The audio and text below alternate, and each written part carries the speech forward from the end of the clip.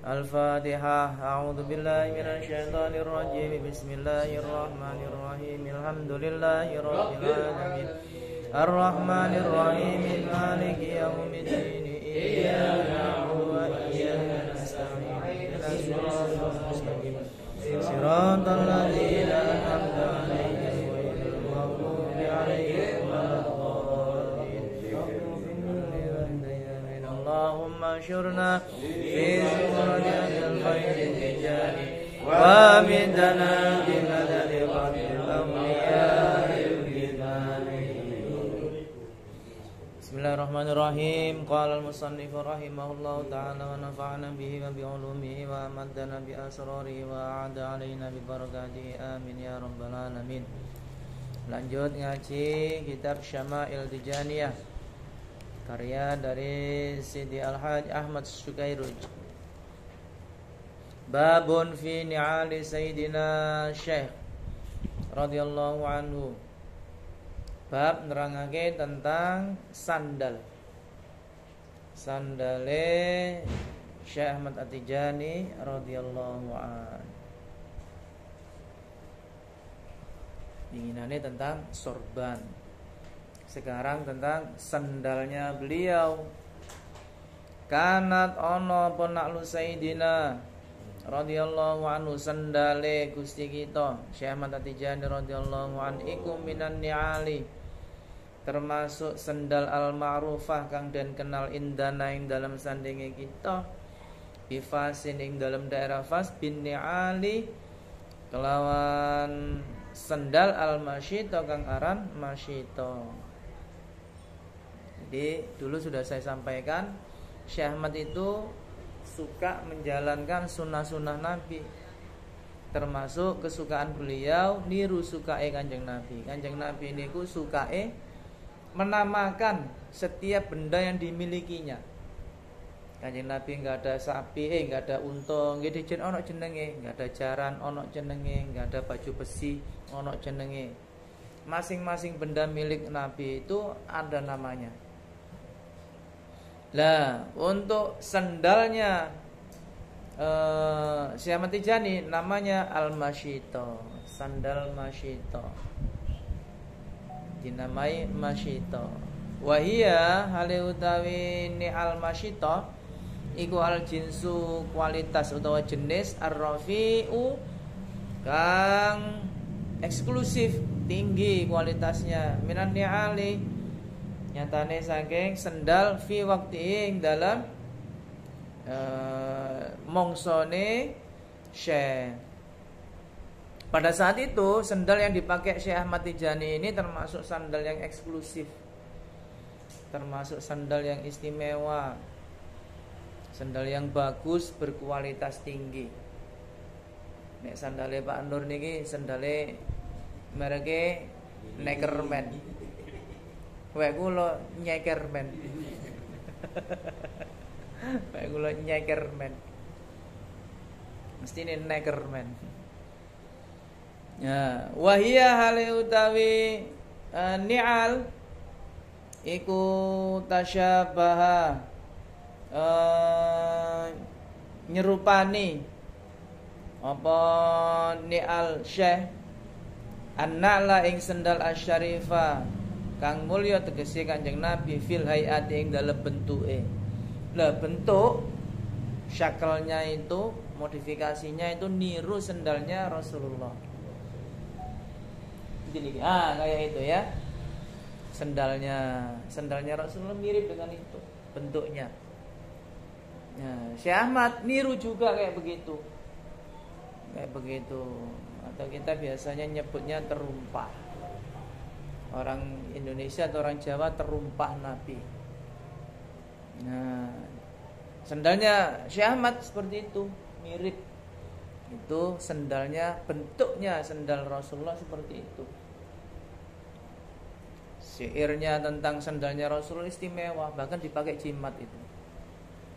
Ada syair yang menjelaskan tentang keistimewaan sendalnya Rasulullah. Kayak wiritan malahan itu. Ada syairnya. Kata tujuan mulai cek tulis nang omah. Ada syairnya itu bisa digawe rapalan-rapalan kejimat. Nah itu sendalnya Rasulullah. Nah sendalnya Syekh Ahmad bentuknya sama persis kayak itu ya. Ukuran yang paling pas ya itu sama ini. Iki sing pas. Ini kegedean titik. Nah ini yang dibentuk ukurannya oleh Syekh Umar Baidawi. Nah bentuk yang seperti itulah yang pernah dikomentari oleh Wali Majdub Habib dari Malang. Ketika melihat yang ukuran ini, beliau langsung komentar, ini siapa yang bikin ini? Ini orangnya pasti orang yang istimewa. Karena ukurannya ini bisa pas. Kalau yang lain-lain ada yang kegedean, ada yang kekecilan, ada yang agak lonjong, ada yang agak cemplung. Nah, ini yang pas ini yang sirnya paling besar ini. Nah, termasuk rencang ini pernah nyoba. Dicoba ya ternyata bener ya, sirnya tinggi yang ini, ukurannya itu yang pas. Karena ukurannya ada yang gede, ada yang kecil, macam-macam. Ini insya Allah yang paling pas. Ini versinya ada seorang Habib Pak Bud dari Malang, katanya begitu.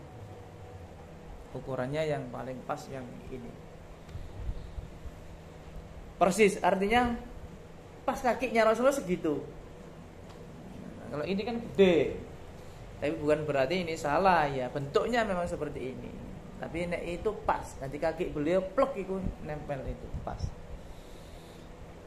Jadi serupa dengan sendalnya Rasulullah. Fakana lan ana sapa radhiyallahu anhu Syekh Ahmad Tijani iku yalbasu mergawe utawa memakai sapa sayyiduna ha ing na'al muddatan ing dalam mangsa qalilatan kang sedilut. Sumayal tamisu nuli nyuwun sapa al ashabu bira-bira sahabat Syekh minhu saking Syekh nyuwun apa ayat tahifam ing kenang-kenangan. Maksudnya itu memberikan hadiah yang istimewa gitu loh.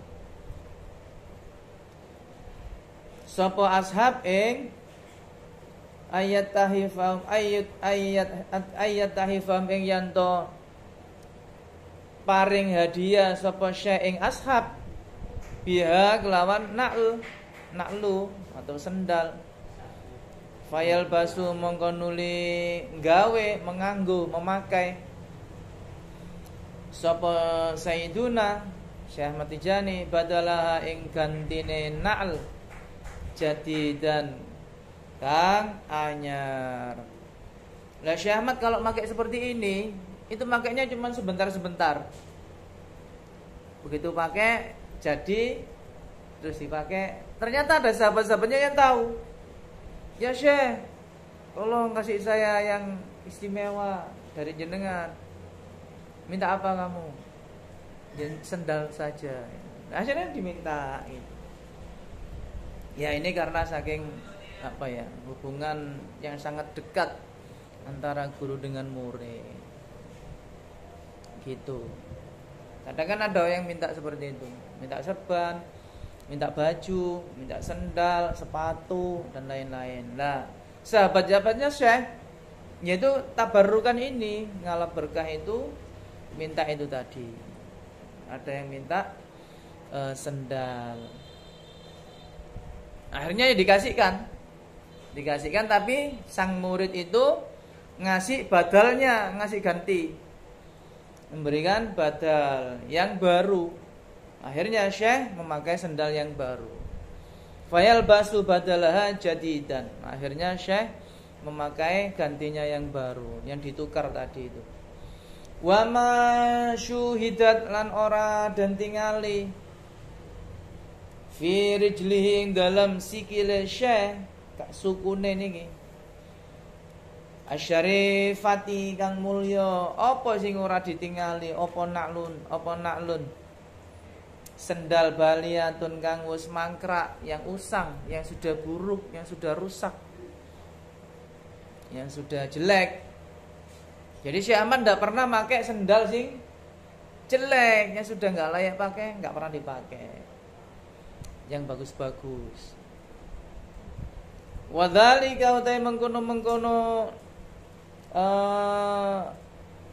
gawe sendal sing apik, memakai sendal-sendal yang jinsur rafi, yang bagus-bagus, iku halatu rukubi, ing dalam kondisi atau dalam keadaan nunggangi kuda syekh. Baik dalam keadaan menunggangi kuda, kalau sekarang berarti sedang naik mobil, naik sepeda, beliau tetap pakai yang bagus-bagus ini, sendal yang bagus. Wa masyihi lan melakune syekh rajilan hale melaku sikil, baik jalan kaki. Tapi memang berpengaruh. Melaku nek gawe sendal sing elek iku rada mencang. Nek melaku sandal sing regane 1 juta, sak dodoe maju. Memang seje. Memakai sepatu yang bagus, beli di TP Mall, Tunjungan Plaza Mall, dengan beli di Praban, jalannya beda.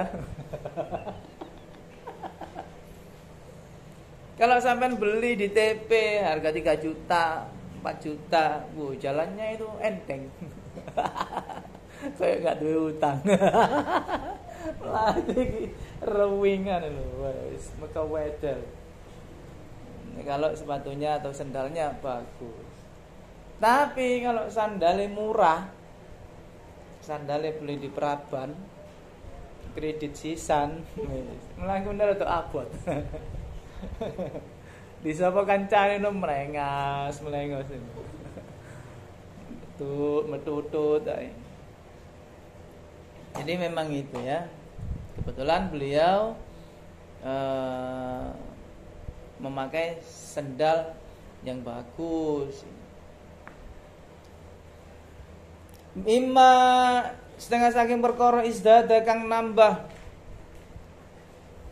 bihi sebab emas sapa husaduhu wong kang dengki-dengki ing syekh ajaban apane sing nambah ajaban apane gawoe kanggo munanya keheranannya minat turfati nyatane saking kemewahan alladzi lam yadfaru kang durung merkoleh sapa husad minhu saking syekh bi aqallin lawan kang luwih saithik kolilin kang saithik.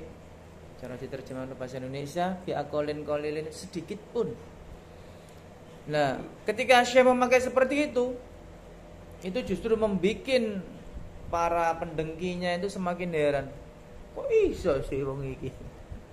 Tambah semakin tawang, kok bisa sih Syekh ini pakai sendal yang bagus-bagus. Tak kira kiri, tibake keren. Wah. Tambah bingung deh. Oh ternyata, nah, ini kan menunjukkan kelebihannya Syekh. Waqad tasyarraftu lan teman-teman dadosake mulia sapa ingsun. Menjadi mulia. Sungguh saya merasa menjadi mulia, satu kehormatan bagi saya. Bitabarruki kelawan ngalap barokah binakli, kelawan sendale Syekh al yusra kang kiwa. Siapa ini yang pengen merasa mulia? Ya pengarangnya Syekh Ahmad Sukairoj. Syekh Ahmad Sukairoj merasa jadi mulia dengan pernah ngalap berkah untuk menyentuh sendalnya Syekh yang sebelah kiri. Nyekel tok iki suatu kebanggaan. Nyekel tok iki. Makane sampean dadi santri ini ya luweh-luweh. Lebih nyekel sendale wong ngerasa mulya. Nyekel sendale niki. Pegang sendalnya tok ini. Sudah merasa mulia, tasyarruf tuh. Waduh, suatu kehormatan bagi saya. Tadi bisa ketemu sama Syekh lah kayak ngono. Tadi saya ketemu. Lah mengenai sendal ini saya boleh kelingan ini. Cerita tentang Abu Hanifah. Abu Hanifah itu waktu itu masih kecil, masih katakanlah anak-anak si mondok, berguru kepada seorang syekh, kalau nggak salah namanya Ahmad kalau nggak salah, Syekh Ahmad. Jadi Ibnu Hambal pernah berguru kepada Syekh Ahmad. Nah ceritanya pada saat itu Syekh Ahmad ini pernah mimpi bahwa beliau itu dalam mimpinya itu ada seekor macan yang menghabiskan seluruh yang ada di dalam satu gedung besar. Habis semua. Jadi domba-domba, hewan-hewan apapun di situ itu habis dimakan oleh sang macan ini. Kemudian di situ tersisa satu pohon yang dikawal oleh seekor domba. Di bawahnya itu dikawal seekor domba. Nah, pinggirnya, sampingnya itu ada pohon yang besar. Gitu. Ternyata macan ini akhirnya mau menghabisi domba ini, tarung. Dalam pertarungan itu yang menang itu domba. Macan kalah. Nah, akhirnya mimpi ini disampaikan, curhat ibaratnya. Syekh Ahmad ini kemudian curhat kepada santri-santrinya pas ngaji. Ya aku ngipile begini seperti yang tadi. Siapa kira-kira dari kalian yang tahu apa takwil arti dari mimpi yang saya alami itu? Semuanya terdiam. Ternyata Abu Hanifah ngaco. Saya yang tahu artinya. Awakmu lah. Gitu. Ternyata kamu yang tahu. Oh iya gimana menurutmu? Itu ada satu artinya ya. Jadi nanti ada orang ulama yang akan menghabisi ulama-ulama yang ada. Kemudian terakhir itu nanti dia akan mau berusaha untuk menghancurkan jenengan. Nah, pohon itu adalah jenengan. Macan itu dialah orangnya. Sedangkan domba yang akan mengalahkan macan itu adalah kulo. Saya. Ngono iki murite. Keuwayai pol ini. Begitu. Ternyata benar. Tidak lama kemudian, nah ini kalau nggak salah, ini di kitab Tauhid ini keterangannya. Kalau nggak di Ad-Dasuki, ada di Fathul Majid. Antara dua kitab ini. Saya lupa persisnya. Nah, ternyata benar ada kaum Daria. Kaum Daria itu kalau sekarang nyebutnya kaum ateis. Orang yang tidak percaya Tuhan. Orang yang tidak percaya Tuhan ini. Nah, akhirnya kaum Daria ini menantang ulama-ulama yang ada. Dan taruhannya adalah nyawa. Pokok ketika dia melontarkan pertanyaan dan ulama ini tidak mampu menjawab dari pertanyaan kaum Daria ini, maka ulama ini harus dibunuh. Berarti dia bohong, gitu kan? Tidak mampu membuktikan keberadaan Tuhan. Nah, itu. Dan benar, ketika itu banyak ulama-ulama yang ditanya tentang wujudnya Allah, di mana Allah, dan Allah ngapain. Nah, ditanya ini nggak ada yang jawab, langsung korok, wis beleh, motong. Sampai nyampe lah gilirannya gurunya Abu Hanifah ini, Syekh Ahmad ini, ya. Oh ada ya di Suria, sampai eling berarti. Ya ini ingat ya sampai ya. Iya ada ini di Suria berarti. Hanya kan ditantang gurunya Syekh Ahmad. Ketika ditantang, Syekh Ahmad bingung. Waduh, ini nanti kalau saya nggak mampu jawab lah dibunuh juga ini. Akhirnya pas ngaji disampaikan kepada santrinya, Abu Hanifah menjawab, tenang Yai, nanti kalau orang yang datang ke sini yang berdebat dengan kaum Dahriyah itu ampun jenengan, ndak usah sama jenengan, cukup saya. Ya sesuai petunjuk mimpi itu. Nanti saya itu yang lawan, jenengan diam saja. Nah gitu. Tibalah saatnya debat itu. Dan waktu itu terjadi kesepakatan bahwa debat itu dilakukan di ruang terbuka. Di ruang terbuka, disediani panggung, disaksikan banyak orang. Nah, ketika berangkat dari pondok katakanlah, kalau sekarang dari pondokan menuju lokasi debat, Syekh Ahmad itu berjalan dan Abu Hanifah ketika itu membawakan sendalnya. Tenang ya, jadi kan tidak usah grogi, saya yang bawa. Dari rumah ke panggung, sendalnya ditoto dia. Itu yang rambut sendalnya Abu Hanifah, dirawat itu sendalnya gurunya. Dan benar, akhirnya kaum Dahriyah ini di atas panggung, Syekh Ahmad dengan Abu Hanifah ada di bawah. Dinya ini. Nah, waktu itu ditanya, kamu mengatakan bahwa Allah itu ada, Tuhan itu ada, Tuhanmu adalah Allah. Sekarang tolong jelaskan kepada saya, gimana keberadaannya Allah itu. Nah itu, waktu itu jawabannya, yang menjawab adalah Abu Hanifah, bukan Syekh Ahmad. Enggak usah guru saya yang jawab, saya. Abu Hanifah gitu.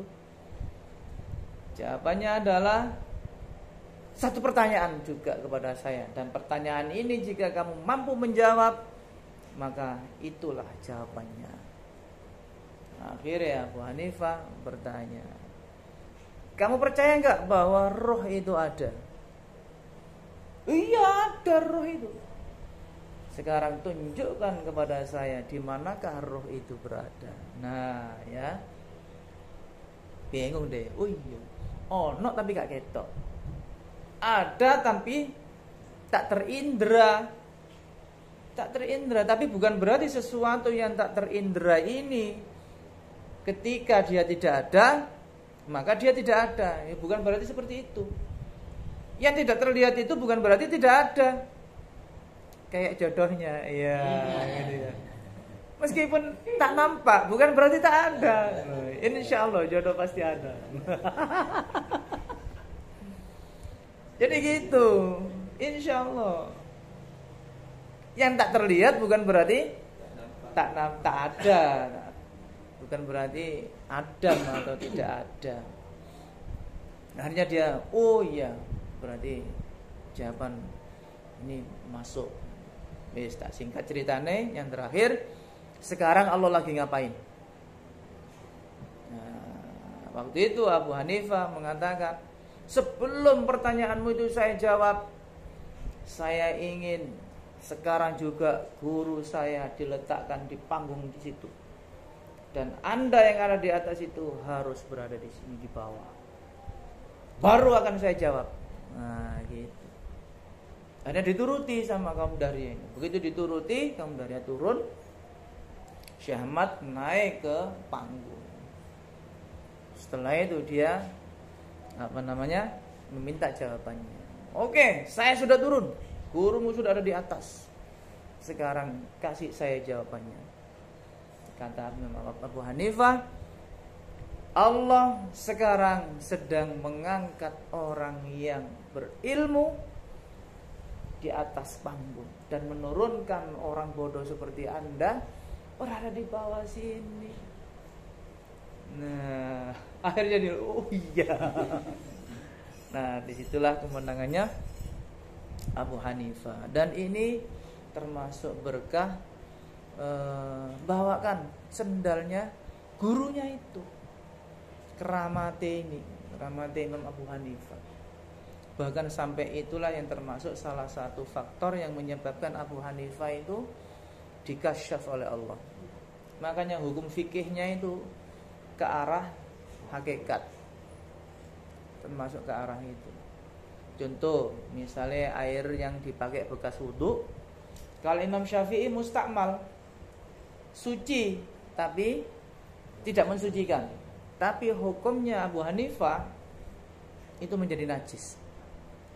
Air bekas wudhu, bekas pakai mandi wajib, itu menjadi najis. Karena apa? Dia melihat secara hakikat itu kotor, keruh, karena dosa-dosa manusia yang melakukannya itu. Makanya sampai wudhu itu ngerontok no kotoran-kotoran dosa. Makanya orang ahli wudhu itu biasanya spesial, sampai bisa glowing. Tanpa beli biore, tanpa beli pon, tanpa beli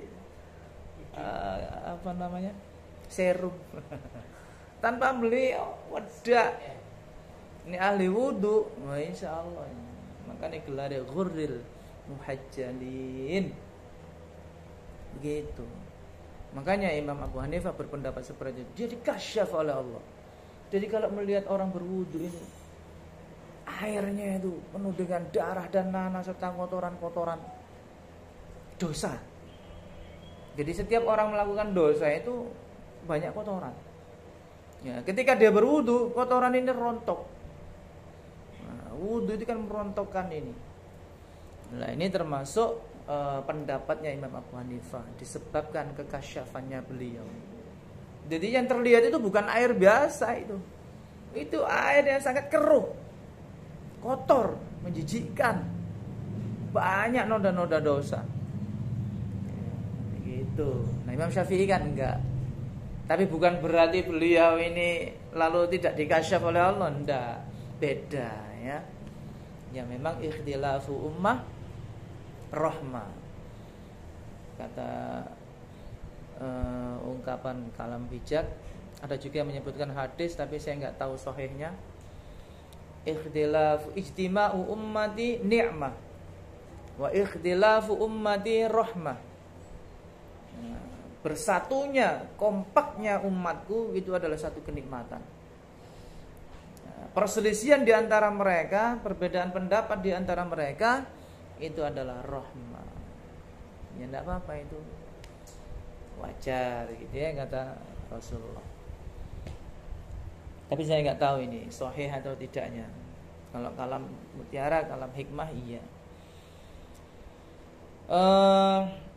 Jadi Syekh Sukairuj itu merasa mulia dengan pernah bertabarruk menyentuh sandal kirinya Syekh Ahmad Tijani.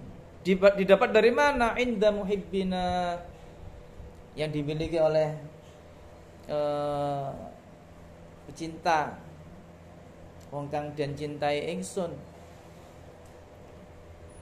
Al-A'azzu kang mulya rupane Sayyid Ahmad bin Al-Hajj Muhammad bin Madani Al-Qibaj.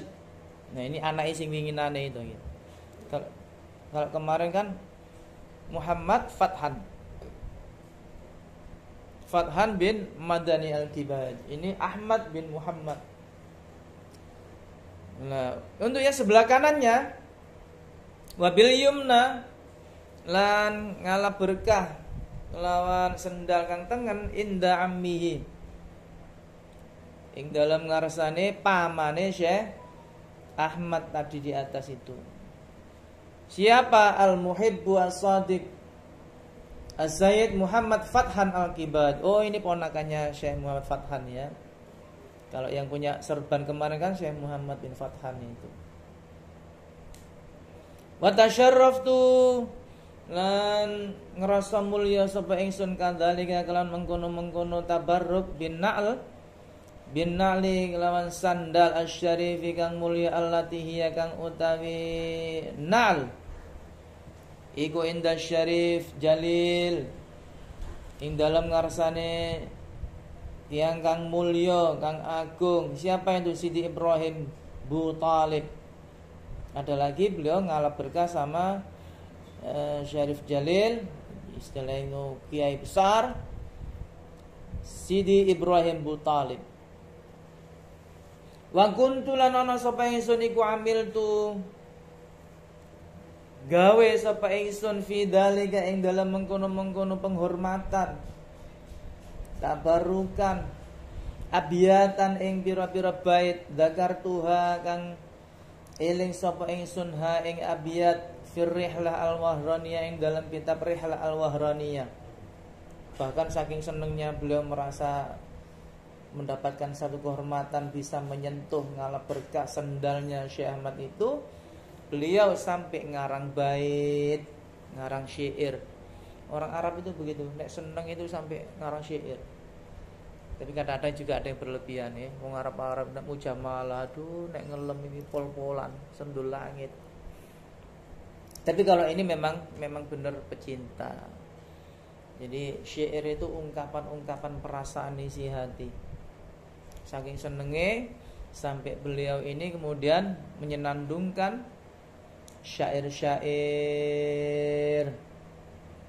Nah, syairnya gimana itu? Oh, ini ada footnote-footnote-nya ya. Coba sih nomor 14 itu apa itu? Al-Kibaj. Namanya Ahmad bin Al-Had Muhammad Al-Madani Al-Kibaj, faqihun jalilun, orang alim ini. Orang yang sangat pintar. Min mawali di Madinah Fas. Lahirnya di kota Fas tahun 1290. Wa biha akhadal ilma wal ma'rifah. Juga beliau belajar di sana. Jadi Syekh Ahmad bin Muhammad Al-Kibaj itu belajar di Fes. Lahir di Fes, belajar di Fes. Tsumma intaqala li Madinati Wahran, kemudian pindah ke kota Wahran. Wahran ini di Aljazair. Nama Eropanya itu Oran. Wahran jadi Oran. Kayak apa? Aljazair jadi Alger. Tonja jadi Tangier, Tanger. Itu bahasa-bahasa sana ya. Ibnu Rushd jadi Averus. Ibnu Sina jadi Avicenna. Wadhalika because di muzawalati tijarati biya. Beliau pindah itu karena ada urusan bisnis. Qad tawassal Allama Sukair fi tarjamatnya. Penjelasan panjang lebarnya ada di kitab karyanya Syekh Sukairus yang berjudul Rihlah Al-Habibiyah Al-Wahraniyah, halaman 21 sampai 32. Ada juga di kitab Riyadhus Silwan halaman 21.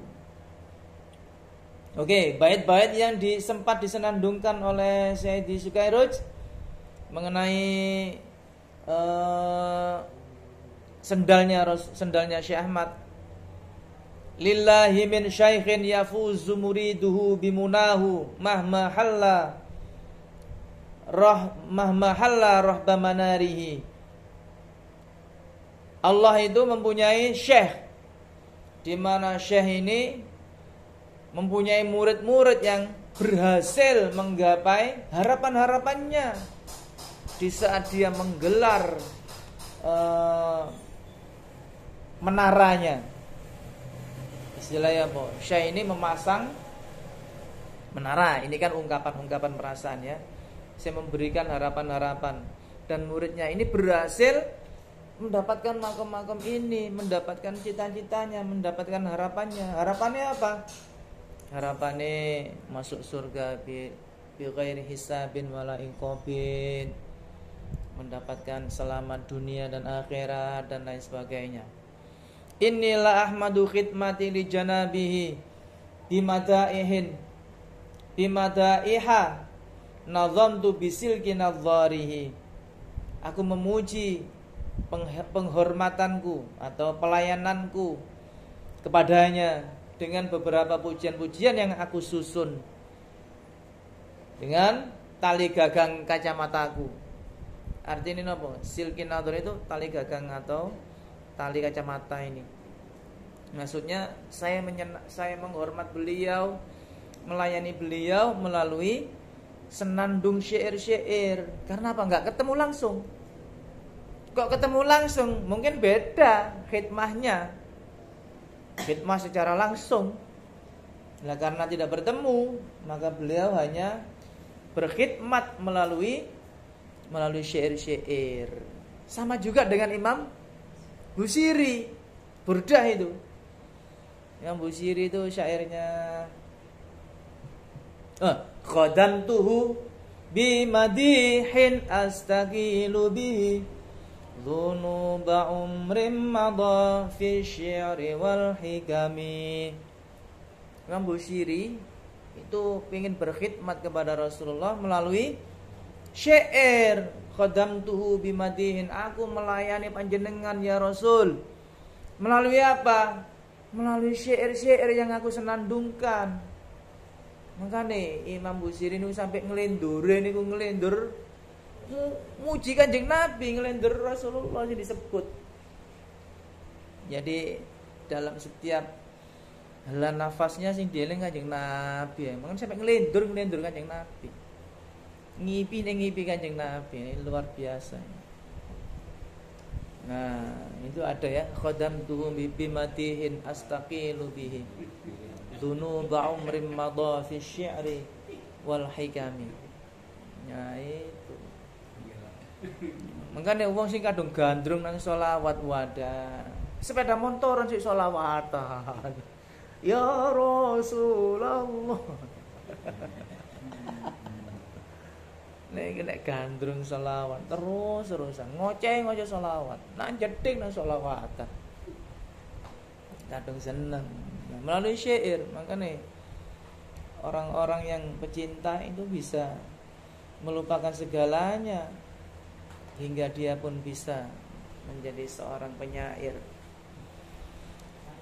In kana yauman fatani min hulika, seandainya saja satu hari saya gagal bertemu dengan kekasihku, ma fatanil ayatu min atharihi, maka aku ingin bersambung atau istilahnya saya tidak mau dihentikan meski saya harus melalui perantara kenang-kenangan. Apa misalnya? Oke lah, saya memang tidak bisa bertemu Syekh Ahmad, tapi saya pingin ke zawiyahnya. Zawiyah ini termasuk athar, ayatun minal athar. Istilahnya apa? Bekas-bekas kenangan. Nah, termasuk sendalnya ini maksudnya. Ayatun minal athar. Memang saya nggak bisa ketemu langsung sama Syekh Ahmad, tapi saya ingin sambung sama sendalnya, sama bajunya, sama apapun kenang-kenangan dari beliau. Fa analladzi fi hubbi asbahtu la abghi siwa ta'tiri min akhbarihi. Saya inilah orang yang ketika mencintai, maka saya menjadi orang yang tidak punya harapan kecuali hanya mendengar harumnya berita tentang dia. Nah, ibaratnya ini, sampai kalau seneng sama seseorang, seneng sama seorang gadis, sampai hanya kepingin berita info tentang dia tok. Bahkan kerungu dheweke jange teko, sing teko mek rombongane dianya enggak ikut, sampai wis bingung kabeh rasane. Senenge gak karu-karuan. Ya toh ya. Kayak pas biyen. Kayak begitu pas dulu. Kadang temannya tok yang datang, bukan orangnya ini. Temannya tok yang datang, sampai senenge gak karu-karuan. Nah ini minta diri min akhbarihi. Sampai hanya pingin dengar info terus tentang beliau. Iya, terus menerus. Kangen terus. Padahal bukan orangnya ini yang datang. Apalagi orangnya wis gak karu-karuan. Gak karu-karuan ini. Makanya kadang-kadang sampai orang itu edan. Majnun sampai edan. Cerita iya Laila Majnun termasuk ini. Edan ini.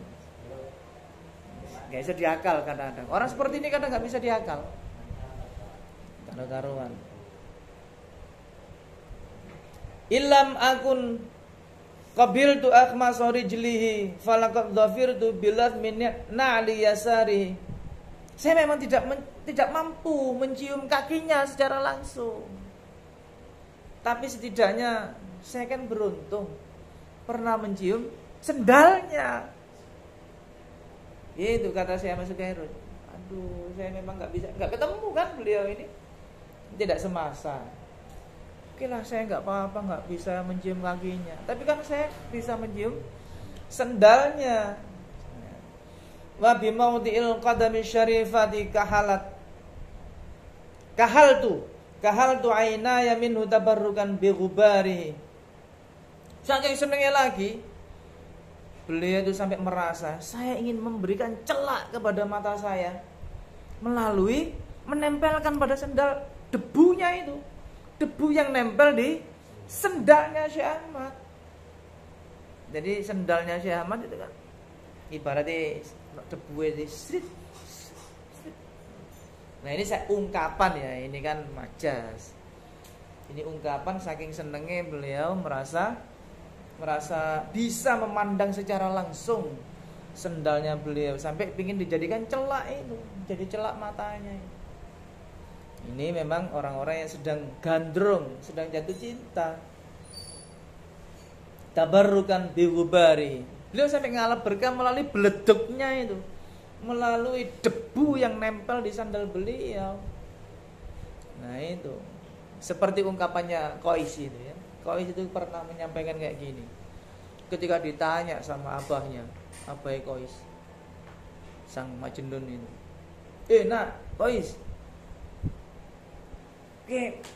kamu itu mau pilih Laila apa milih dunia seisinya? Nanti kamu tak kasih. Kan bapaknya itu orang kaya, tokoh, ibaratnya akan mampu memberikan apa yang diinginkan sama Qais. Tapi apa jawaban Qais yang sedang edian tanda kutip itu? Dia mengatakan, la ghubaru ni'ali Laila ahabbu ilayya minad dunya wa ma tawaya. Wis gak karo-karuan iki. Debu yang menempel di sendal kaki Laila niscaya lebih aku cintai daripada dunia seisinya. Wah.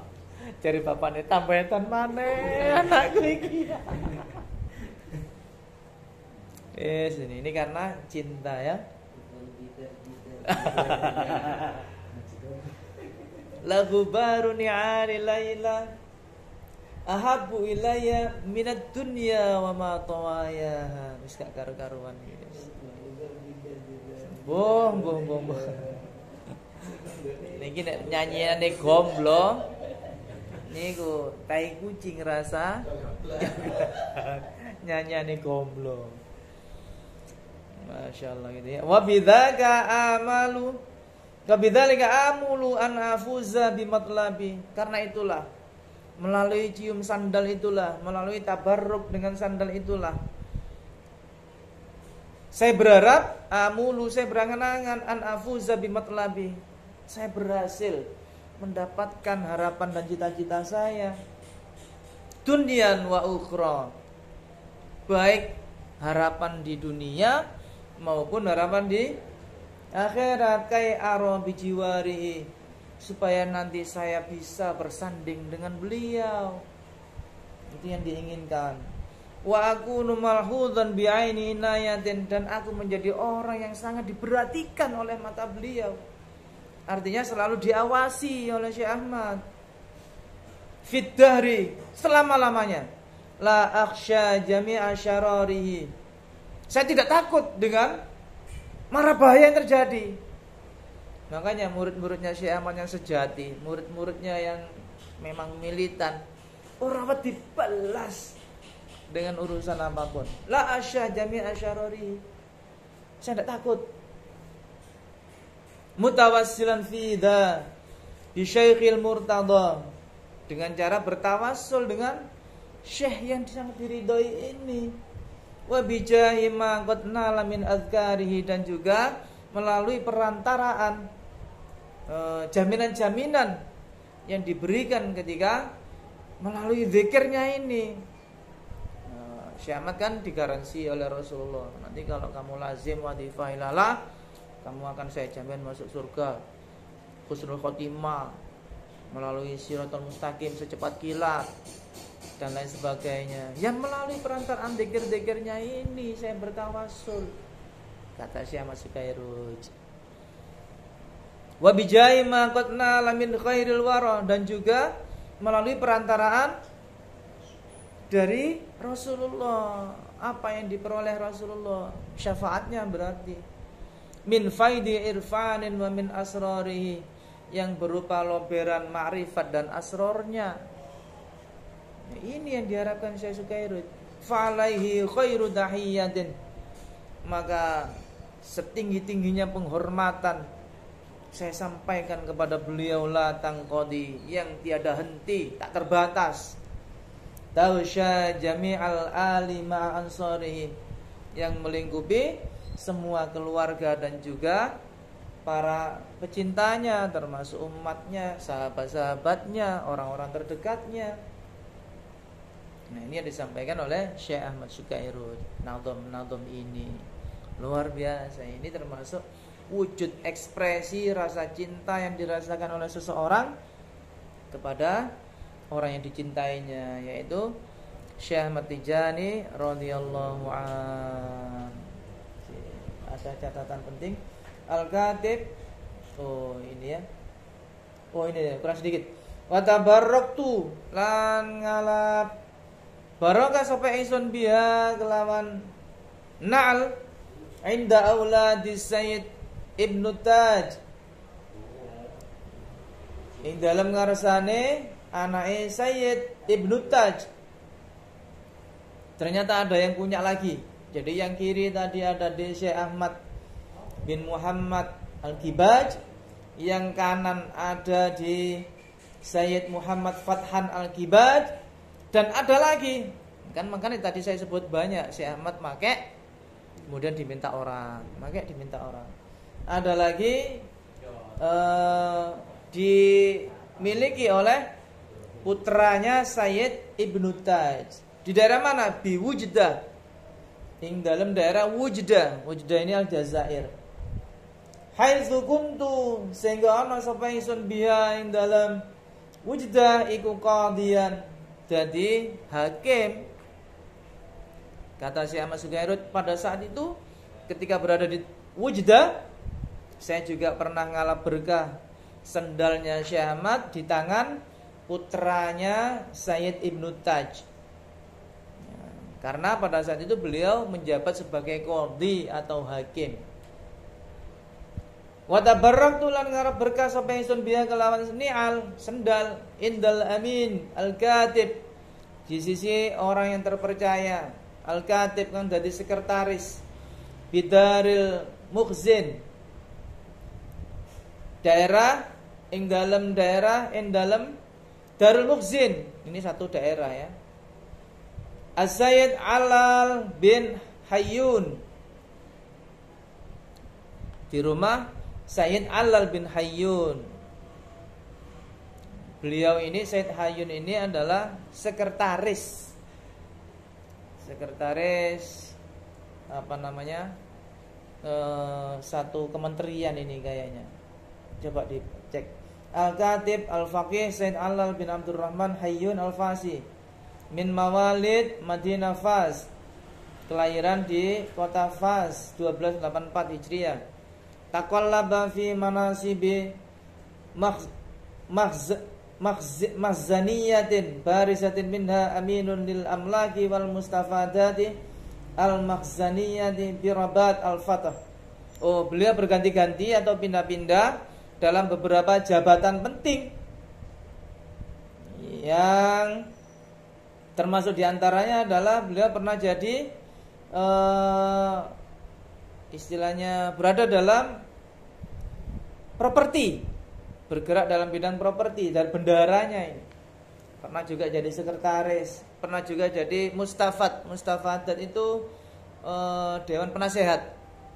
Kalau organisasi itu steering committee, atau apa ya kalau sekarang itu pembina, atau konsultan. Nah, konsultan mustafadat, konsultan pergudangan di Rabat, di daerah Rabat Al-Fatah. Wa ba'daha ayyana katiban bi wuzaratil maliyah bil a'tab syarifah.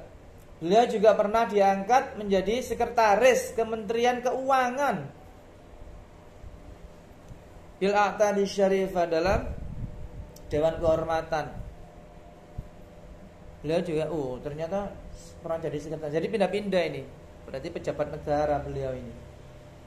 Sayyid Ibnu Taj itu pernah jadi pegawai negeri. Wa huwa hafidus Said Al-Hajj Muhammad bin Hayyun.